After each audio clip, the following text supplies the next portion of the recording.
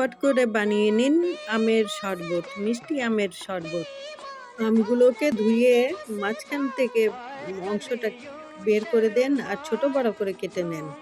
এখন একটি mixing jar নিয়ে নেন, জারের মধ্যে ছোট বড় আমগুলো দিয়ে দেন, তার মধ্যে 1 বাটি চিনি ঢেলে দেন, স্বাদ অনুযায়ী লবণ ঢেলে দেন, ঠান্ডা জল দিয়ে দেন, দিয়ে ওটা মিক্সচারে পিষে নেন।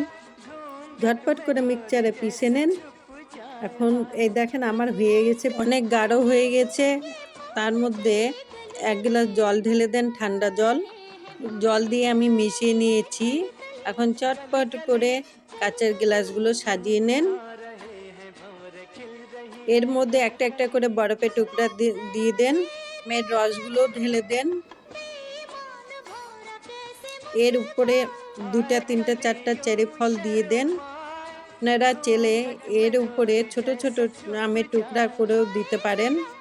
ঠান্ডা ঠান্ডা মিষ্টি মিষ্টি আমের শরবত রেডি। আমার ভিডিওটি দেখার জন্য আপনাদেরকে সবাইকে ধন্যবাদ। ভিডিওটি ভালো লাগলে পরে আপনারা একটি লাইক করে দিবেন।